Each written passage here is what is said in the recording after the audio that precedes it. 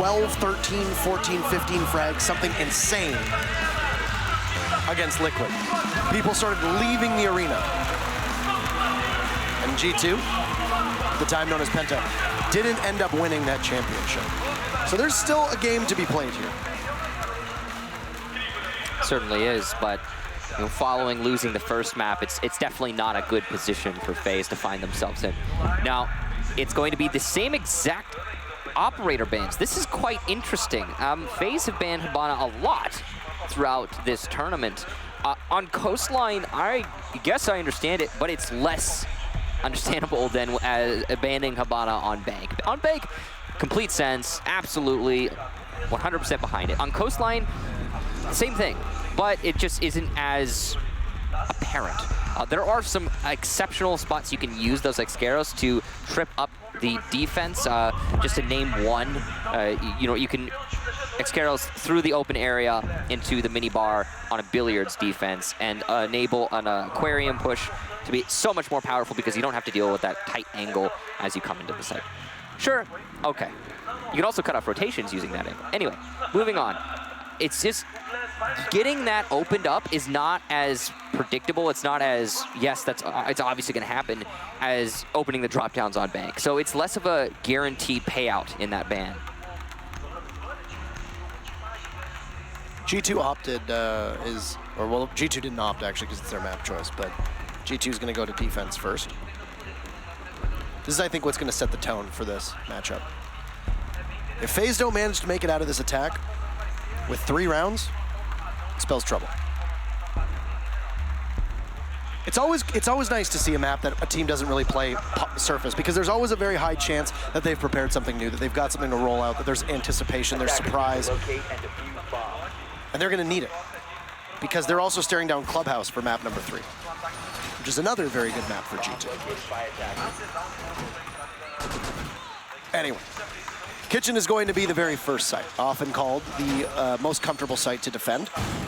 Mira is available. She's unbanned. The bans are exactly the same as Bank, Lion, Hibana, Maestro, and Echo, which also means that a Glaz is going to be available. However, you look up top, and G2 is not going to be running a Mira to start things off with.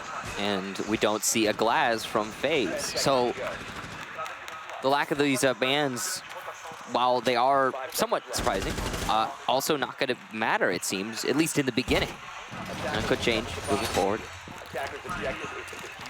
I mean, Fabian said it himself. If Glaz is unbanned, you don't even need to run a hard breacher on attack of Coastline. You can make that work. We saw EG run without a hard breacher on console. When if I recall correctly, Glaz was also unbanned, and they mostly did pushes through the server and archives side of things. So, I mean, you don't necessarily need that. And you've got Hibana banned here on, at least for FaZe's attack to start off with. You're obviously going to see G2 not be able to use it, so you'll have to rely quite heavily on a Thermite. Not really a lot of Maverick play on FaZe's side of things, so as long as Moringa can stay alive, they can get the work that they need to possibly open things up. On Kitchen, having a hard breacher is not the be-all and end-all. True. And I'll gotta be honest, I look at FaZe's lineup and I see 2 operators to me that scream replace me with Glaz. That's Ash and Finka. Finka's great. Ash is as well. You throw a Glaz into this lineup though with 2 other operators that have smokes, the Jackal and Astro on the Dukabi, and you've got 3 sets of smokes, emphasizing how powerful being able to see through those smokes is. So, I feel like it's an opportunity missed, and speaking of misses, we're seeing quite a lot, but also some landed shots here. Fabian and Astro both on very low HP. They will die easily should any of their opponents find them. Mav going to be droning himself into the main lobby. That's not very efficient, and that is going to waste some of FaZe's time. They're just working their way in downstairs to start things off, trying to encircle the kitchen. Jonas is going to get the first kill onto Mav with the pistol, even needing his primary weapon. Interestingly enough, he'll take Mav down. That's 1 set of smokes. There's still another in the hands of Dokkaebi for Astro. This is the lineup that, or at least very similar to the lineup that we saw Bank FaZe run on Bank. So Astro very low on HP. It's been about a minute so far, and FaZe have looked quite mortal. There's Jonas taking down Astro. It's a C75 in the hands of Astro. Will find nothing. Pengu collects his own kill, playing on the Jaeger inside of Kitchen. And Cameraman will use one of those breaching rounds. Cameraman sees Jonas on drone. Oh no, Jonas asleep at the wheel, and that will at least slowly even things out a bit more. Valkyrie also from above with the punch hole, but no, Camera had the info, but he misses the shots. He knew where the Valkyrie was on drone. That's gonna leave Moringa twisting in the wind. There's Jaeger prone at the door inside a kitchen with only 20 seconds to go, staring all the way towards Cool Vibe stairs. Moringa will now throw one flashbang to try and catch the Valkyrie, but no, Kanto with the C4, and G2 will claim round number 1 as their own. Beautifully played from Kanto Raketti, though I have to question how did Camera lose that fight? He knew exactly where Kanto Raketti was, didn't come around pre-firing, somehow still managed to lose it. I mean, you gotta give credit to Kanto Raketti for his incredible aim, but still. Overall, that round from G2 pretty much came down to them winning fights off the site. FaZe tried to clear all of these angles one step at a time, but they didn't do it as a unit, and there's a lot of cases of FaZe droning themselves in and getting torn asunder because of it.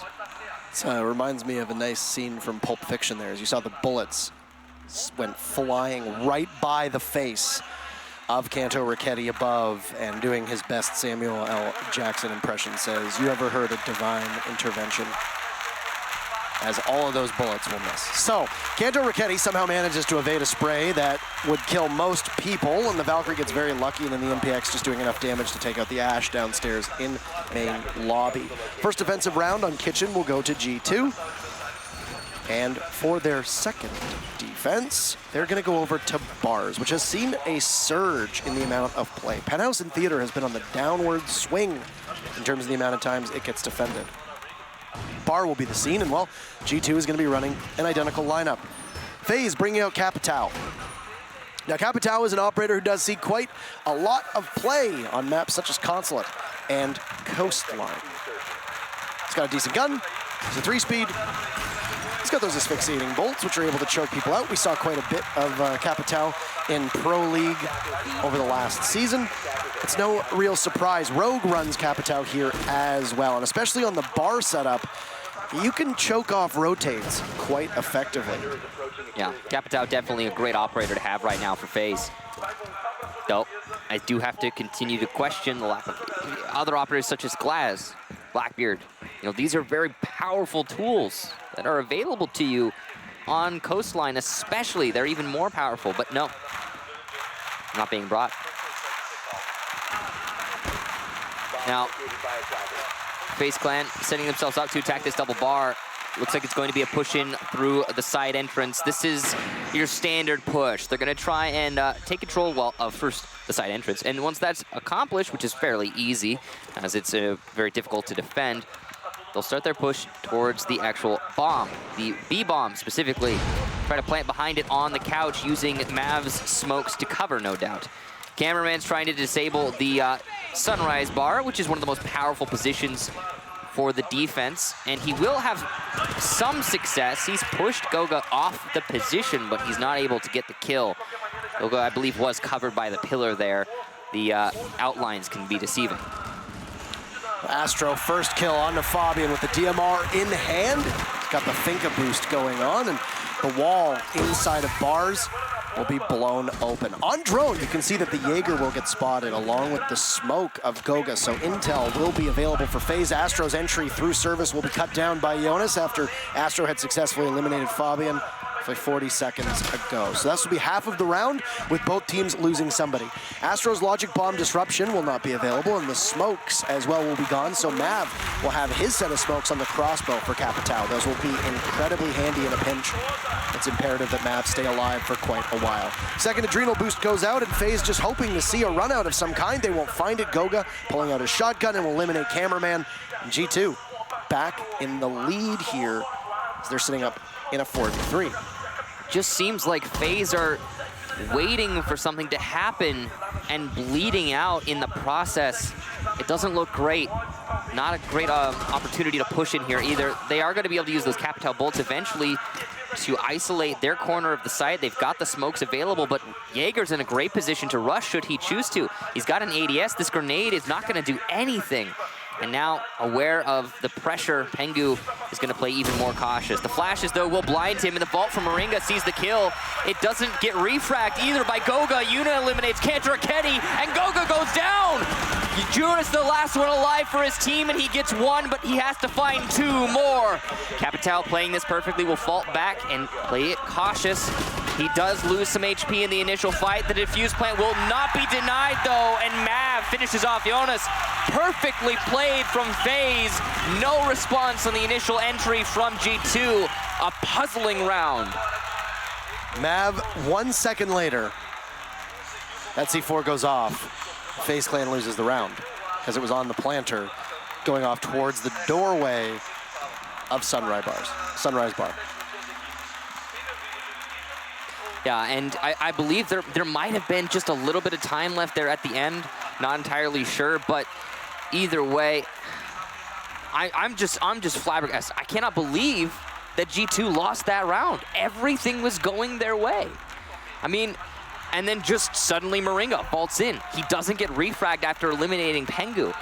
Following that lack of a refrag, there's nobody watching the side entrance door. What is going on from G2 for them not to call these default pushes and not to punish them? So FaZe manages to get out of this one alive. And that's a big win for them, I think, in terms of momentum. Yeah. You gotta get the crowd back on your side. You gotta prove that you can run it up. And I mean, like I said at the start of this broadcast, or at the start of this matchup, to be more specific, is that this map pool is very interesting, these three maps, and I think strongly favor G2. On Coastline, you gotta win your attacks, and that's exactly what happened for FaZe Clan, but I'm not comfortable if I'm FaZe. That was so close to being a G2 round, and a second later, that nitro cell goes off. Even if the planter had gotten off of the diffuse plant and started to get away, the C4 probably still would have caught him. It looked like it was well within the explosive radius, in which case, the Capitão, who was on very, very low HP, was played by Mav, would have had to make a choice. Go for the diffuse or simply out-frag. That's not really much of a choice to make. You have to go for the frag in that case. That means you have to fight off Jonas, who just managed to get a kill with the nitro cell. So we'll head to round number 3, and it'll be the same bomb site. We'll go back down to the double bars. G2 changing a couple things. Pengu is off of the Jaeger. He'll go on to the mute instead, and Kanto will be playing the Jaeger in this position. Good to have a fragging operator being played by Kanto. Always nice to see. Yeah, you really do need to take your strengths and emphasize them by playing the appropriate operator, bringing the right tool. Mav calling out all of the electronics in sight. And this is the same attack strategy that FaZe used in the previous round. They're going to try and disable the Sunrise Bar by opening it from above. You don't even need to push into Hookah to do that. You can just ash it from right above. And potentially an exposed player, if Camera just shoots the ash charge, but he's being cautious right now. He's taking his time, doesn't want to risk it. If he gives himself away and there's somebody in Hookah, he dies easily. I think a big part of that too, and it's smart to drone it out before you make that call, but last time Cameraman did this exact same thing, and the way that the smoke was playing was behind the bar in a position where Cameraman couldn't hit him on. Now, just one more thing to note, the IQ being brought means that not just Jonas, but more importantly, Fabian is essentially going to be targeted. Yuna starting things off onto Jonas, so that IQ's job is going to be to find those signal disruptors, find the ADSs. Oh. Fabian jumps on Yuna. Waiting to see if there's another. There will be, but Fabian diving around the corner, pulls out the pistol, doesn't know where the IQ is. Fabian, the double for the Swedish captain onto Mav and Astro. Absolutely incredible performance downstairs in office. Might have just single-handedly won the round for his team with a minute to go. All 3 kills in Fabian's corner, and G2 looking in tip-top shape now thanks to that. It looked like FaZe Clan were going to be able to take it easily, but what did they do? They didn't drone the south office. That's it. That's the major mistake they committed that might have just cost them everything. Moringa has a lot of information, and he'll be calling out for his teammate Cameraman. Curious that he's on drone, considering there are other players on his team, dead ones in fact, that can just as easily call out that information. Cameraman trying to peek his way in through the side entrance. He will spot the smoke, but not land the shots. And Cantor will land his. Will there be a second? No. Wide peek is not enough. And Cameraman will put one on the floor. Not finish him off until just now. Peeking wide into the sunrise bars. Very dangerous. Camera, though, somehow still alive despite that. And Goga whips out the shotgun, finishes the round, and puts G2 up 2-1. Very difficult to recover for a team losing 3 operators. Yeah. Incredible play by Fabian inside of office, and just FaZe Clan trying to do what they can. Losing Yuna early, the drone work starting to come in, but just timing yet again, and read and played perfectly. The hands of the iron sights of a pistol, Fabian managing to get the 2-piece after dropping Yuna earlier on. Unfortunate little bit of negligence there from the attack. Yeah, it makes sense though. I mean, you get an initial entry into the South office, you figure, hey, there's probably only one player here, we can make the push happen. But that doesn't really matter. Even if it is, conventional wisdom that makes you commit that mistake, the assumption is still an assumption. And it bit FaZe. Now, Kitchen, next site here for G2. First site they went to, and they were successful. We've only seen 2 bomb sites played, actually, from the defenders so far. G2 not looking for variety here. They just want to win. FaZe are bringing, again, an interesting lineup, but they've changed into a Blackbeard. I really like seeing the Blackbeard from FaZe, I gotta say. Again, one of those tools you have at your disposal, like the Glaz, like Blackbeard, they're gonna win fights. And that seems to be what you need right now. I mean, we've seen it, literally first-person perspective. It looks like Mav has gotten away with at least half a dozen kills that we've caught solely due to that rifle shield. Yeah. Canto Ricchetti, a run out over towards the pool side. There are 3 bodies, but they are to his left. Yeah. Instead, he looks towards the right. It's a dangerous run out, but it can pay off if you time it properly. FaZe Clan, though, aware of it, of course, and they will not run the wrong direction. Really early adrenal boost here. Maybe FaZe Clan trying to go for as fast of a rush strat as possible. Diffuser is a mile away from the nearest member of FaZe, so I'm gonna guess that this kitchen push is just gonna be an absolute slugfest. And look at this, FaZe, 1 drone coming on in. Mav losing a rifle shield as Canto Ricchetti will have to buff himself up. Pengu's there to shut it down though, but he'll get caught. Astro trading it off after Yuna falls. No more adrenal surges, and the frag grenades from FaZe Clan will also be gone. That could be enough utility, given the lineup of FaZe Clan side of things, to cause them to have a more patient approach over the last 2 minutes. There's still nobody anywhere near the diffuser itself. I'm curious what's going on there. And one thing I will say is that right there screams miscommunication. Moringa will pick it up finally, but it's still wasted time, and you didn't need to do that. Some curious decision-making from FaZe. All said and done, though, they do have control of the double bar, and they will have a platform to initiate their attack onto the A bomb site. That's what's most important. Astro, entry onto Cantor Ricchetti. Fabian, an impact kill onto Cameraman. Jonas in a great position, but the wall isn't open, so he can't get any clean shots. He's aware that there's somebody playing by the Sunrise bar and looking for that angle. Mav, though, the player in the Sunrise bar, will find his own angle onto Fabian. Goga and Jonas, the last 2 defenders, make that just Jonas, and he's got to find 3 lit attackers. Though the diffuser has not been planted as of yet. And Jonas, of course, playing Paul's a great operator here, but Astro shuts him down, and FaZe take the round 2-2. So they correct course after losing their entry in Yuna, costing them 2 adrenal surges, costing them 2 frag grenades, and possibly costing them the strategy that they headed into that round with. They make a graceful recovery and still just managed to out-frag G2, even if it took a minute for Moringa to go fetch the diffuser and tie things back up. That lack of rotate was an absolute killer. You know, the biggest thing for me, though, that kitchen wall not opened up. If there are 2 schools of thought there, okay? First school of thought, you open it up, you make it so the roamers are able to influence the push into the site, Second school of thought, you reinforce it fully to make the anchors more secure. Neither was committed to. Instead, they decided to just leave the wall soft. And I get that, I guess, if you have the impacts, and they did impact one hole, but it's in the wrong location. Still allowed FaZe to enter the site. So that was definitely a tactical mishap there from G2. And because of that, Jonas in a great position, not able to fully utilize it, not able to do as much damage as was necessary. Tactical timeout here from G2. I think this is a good time to pause and consider. Teams use these tactical timeouts very differently. The crowd taking the time on this timeout that G2 is using, as you said, to recover. You might be using it to come up possibly with a strategy. It might be to try and get your momentum back. Maybe it's in the home stretch. Keep in mind, we're in the final round of G2's defense.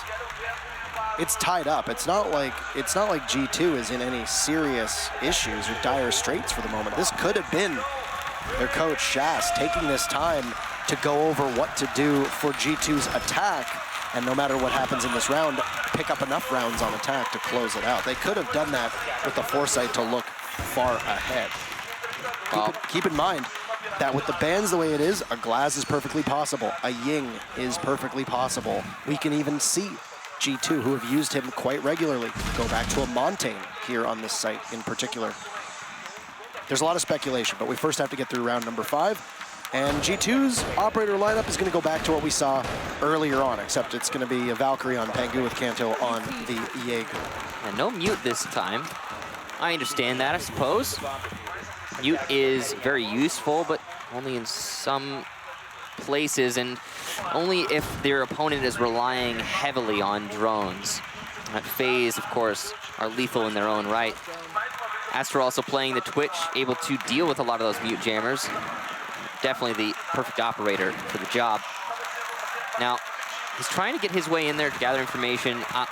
I'm curious if FaZe is going to commit to a double bar take again, and it looks like that's exactly what they're trying to do. Astro just pre-positioning his drone so that he can use it later. Now, the wall is soft in kitchen once more. It hasn't been opened up, so the setup from G2 is not much different. They are going with the same thing, basically, that they went with last round. Jonas is actually gonna, I believe, eat one of those bullets. That was a little bit scary. Could have died, but he managed to get away alive, and that's the most important thing for G2. Overall, the attack, though, a little bit more top-heavy. They're trying to clear the roamers above before they start pushing downstairs. So it's just almost just as swift of an entry as we saw last time around. But they're trying to find one roamer. That's Jonas. He's taking so much damage, but he drops brilliantly. He uses his nitro cell to open up the hatch, and he's gone. That's crazy. In my head, Jonas was a dead man, and the fact that he's still in play just by itself is a success for G2. He will continue to delay this push, and he's used a C4, but it doesn't matter. Cantor Ketty will eat some damage as well, and FaZe Clan doing a lot of work here, but unable as of yet to get a kill. Jonas will take down Yuna as he attempts to drop. Fabian also eliminates Cameraman. FaZe Clan, though, will finally bite back with Astro fragging Jonas, finally shutting down that roamer. There's still more, though, in play. Inside a server is Fabian, and he's in a really tricky spot. There's no drone ahead of this attacker. Astro might get caught off guard. He's checking every corner, but oh, this is such a tight one, and Fabian puts the spray on and gets the kill. G2 in a significant man count lead.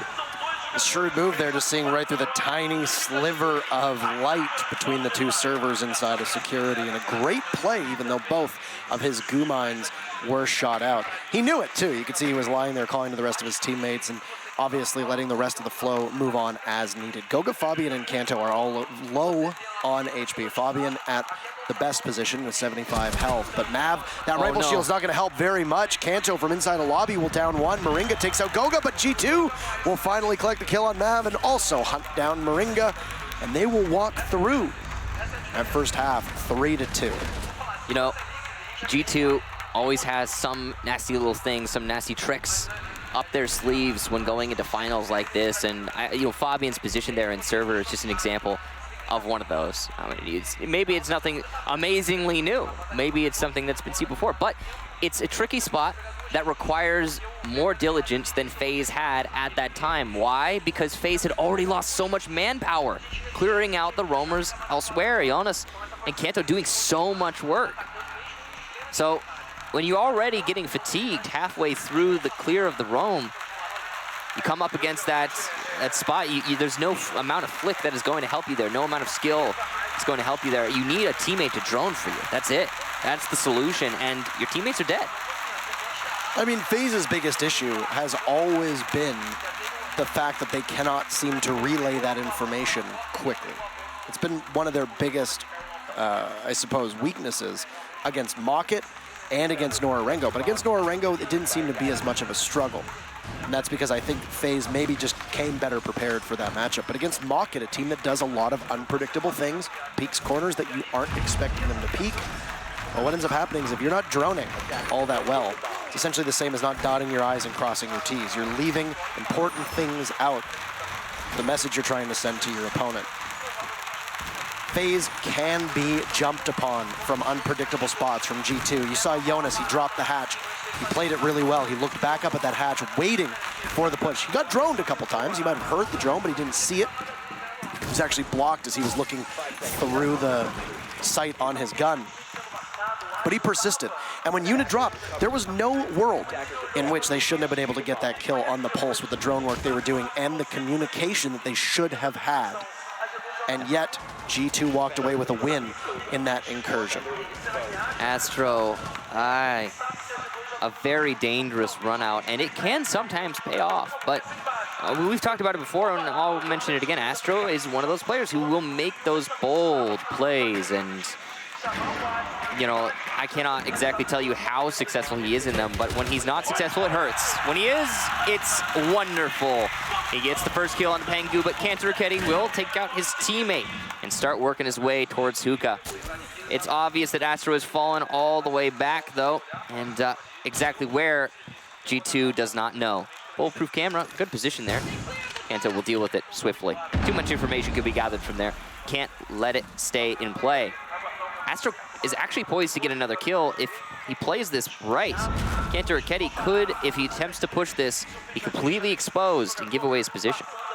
I think a lot of people dream of a Kantaraketi and Astro aim off here, as both players are known quite well for the way that they play these angles and their aim being so good. Goga will find Astro, who's playing above, and that will cut down one of the roamers on FaZe's behalf. Oh, great toss! Yuta the double! Goga and Jonas vanquished, leaving Kantaraketi to deal with the 3 remaining members of FaZe, and very quickly he will reduce it to 2 with Moringa and Yuna just waiting, but the shotgun of Moringa looking at the corner of the doorway. Kanto doesn't think he can vault. He sees the Mira for a second, his position in bathroom given away, but he's gonna give himself easy access in towards service, and this is a very winnable position with that R4C in the hands of the Finn. He'll need to grab the diffuser. It's quite a ways away. Moringa prone with the shotgun blast. Kanto around the corner. The double! What a clutch! Kanto, the madman, silencing the crowd, and G2 up 4-2. Absolutely insane aim there from Kantaraketi. The transfer as clean as it gets. I cannot believe he won that.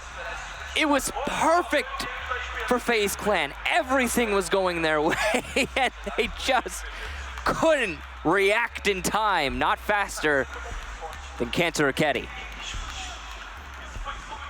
Great transfer, and FaZe lined up as well. You saw that from Moringa over to the Mira was not that far. When he blew the wall towards service, you figured that it would be a good opportunity for the Mira to possibly peak, but then if it didn't work, we would also be standing here being like, why did you peak? Ultimately played extremely well by Moringa. You know how we say that's a kill on land? Well, that was a kill on land. That's a kill on land. It was 2 kills on land. That was indeed. Kantaraketi certainly proving himself a land player. Now, we are seeing 4 kitchens in a row. 5 total, but now 4 kitchens in a row. FaZe is yet to defend it successfully. Michael, could you say that both these teams want to get that bread? I do not think, now I might be mistaken, but I do not think there's any bread in those ovens, Parker. You have no idea what's in the kitchens, Michael. I won't concede to the meme. FaZe Clan set up fairly well for a deep roam on coastline, as is usual, of course, on this map.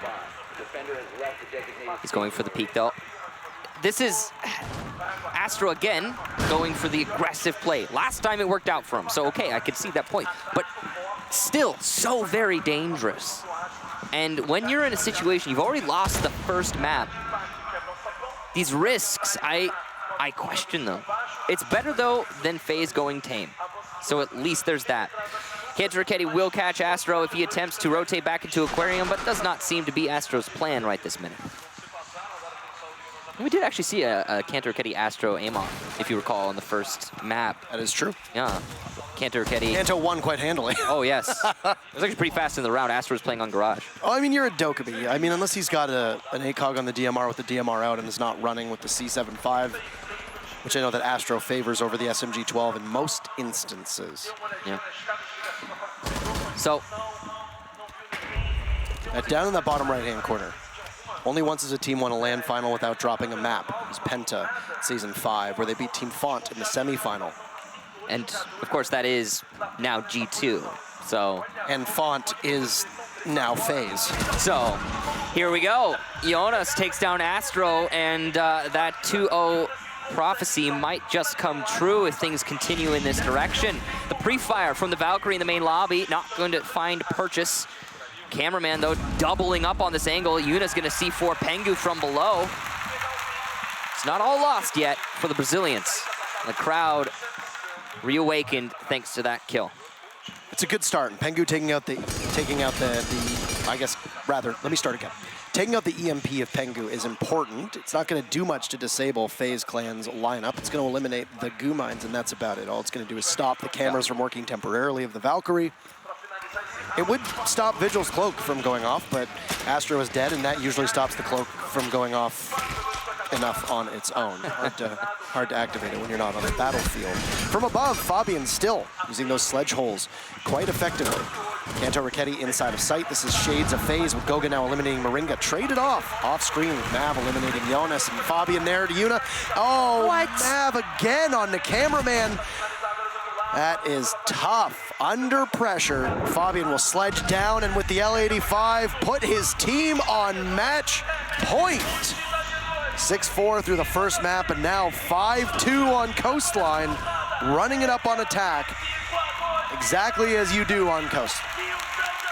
Now, I will say that team kill for Mav was unfortunate, but I don't think it really merits more than that.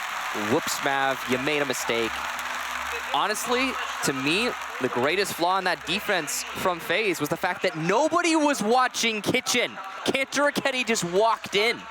He had full control of the A bomb site for a good chunk of that round. And there's the team kill from Mav at the end, shooting his teammate out in open area. Unfortunate. So match point with attacking rounds lining up right now. 4 rounds on Kitchen, as you said. FaZe knowing that they have no real recourse. It's win or go home from here till overtime. Those trophies will go into the hands of G2. And you know, it's got to sting even more, considering if FaZe goes home empty-handed, they're not going very far to get home. It'll be a short, sad drive. Yes. Or flight. Probably a flight. I would imagine a flight, yeah. So it's actually quite a long drive. Yeah, but still, in Brazil, short flight. The Brazilians currently struggling, and that's the story. I understand your reference. G2 right now, as I think most expect out of them, performing. And you know, I cannot say I'm surprised, although I expect FaZe to put up more of a fight than this. We need to see them get overtime. We need to see them bring it to a third map. This cannot be the FaZe Clan that we're used to seeing. And you see their smiles on the face That's good. of Yuna. They need that. That's fantastic. Keep your head in it. You see a lot of dour looks on people's faces. You see them quite upset. Typically, Yuna apparently having a great time right now, despite the fact that his team is trailing 2-5. Astro with so many spawn peaks that we see, just flirting with that open doorway. And nobody over towards the ruins side of things. There will be one member of G2 that will be underneath him, opening up office. That's Goga, but Goga will think better of it.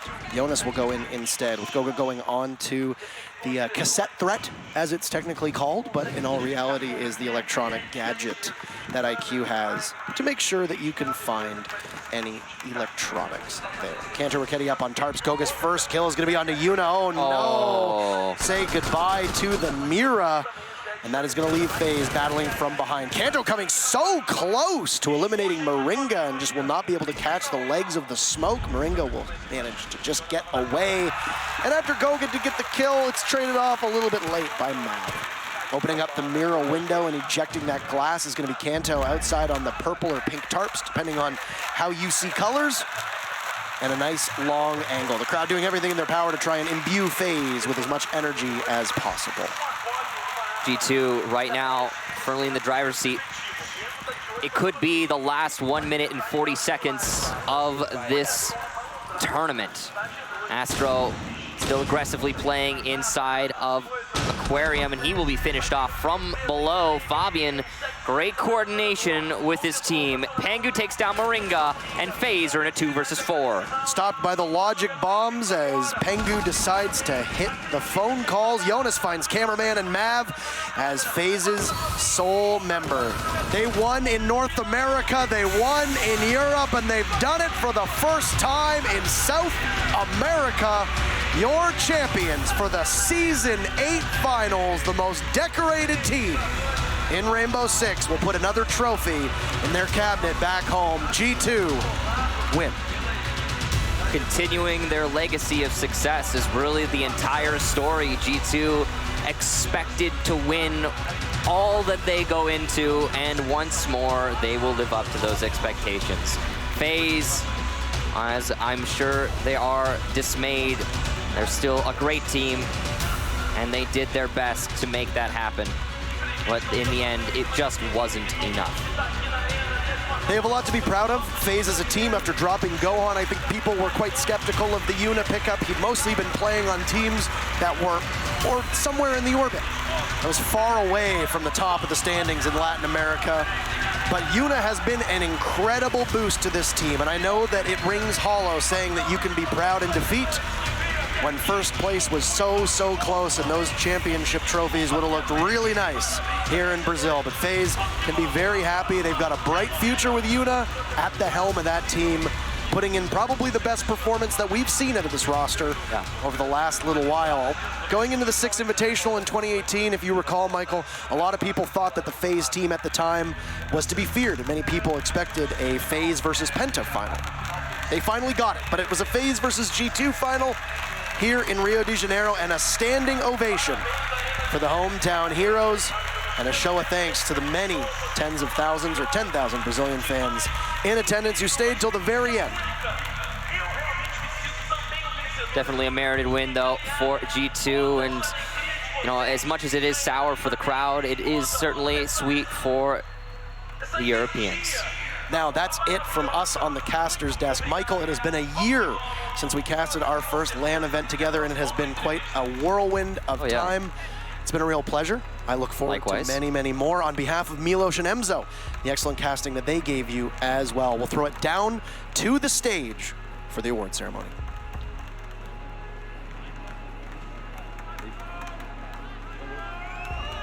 Estamos aqui com os nossos grandes campeões da Pro League de Rainbow6 Siege, a equipe da G2. Muitas palmas para eles. Parabéns à equipe da G2. Baby was keeping the shoes. The secret. I can take them off if you like. You see, there we go. There. Fabian, can you guys be stopped? I mean, sometimes it's gonna happen. I mean, it happened in Atlantic City, it's happened in Valencia, and I can't remember where we were, Sao Paulo. That was the last time we were in Brazil. We can be stopped, just not today. Perguntei pra ele se eles podiam parar, se eles podiam ser parados. Ele falou sim, aconteceu várias vezes. Aconteceu com a Liquid, Atlantic City, aconteceu várias vezes. Mas hoje a gente não conseguiu. Any final words for the crowd and for our celebration here? I mean, we're not the winner they hoped to see here, but I still appreciate that you show up. We're all here for the same reason as I said in the quarterfinals. We all love Rainbow6 Siege. Galera, ele falou, a gente sabe que vocês não estavam torcendo pra gente, mas eu tô muito feliz de ver todos vocês aqui torcendo pelo Rainbow Six. Fabian, the win is yours, the title is yours, the trophy is yours. Go get it, you guys deserve it. Ok. Pode mandar o hype hoje. Pode mandar o hype hoje. What's up?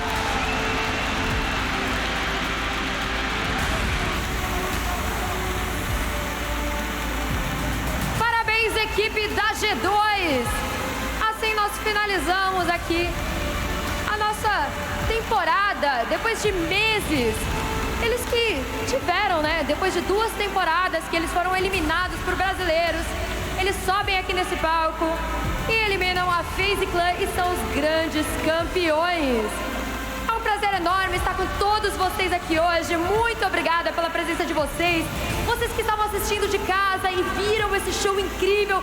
Vocês que lotaram essa arena e torceram e ficaram o dia todo aqui. Muito obrigada, Sarda, meu querido parceiro. Muito obrigada por estar aqui com você hoje. Valeu, galera! Boa noite!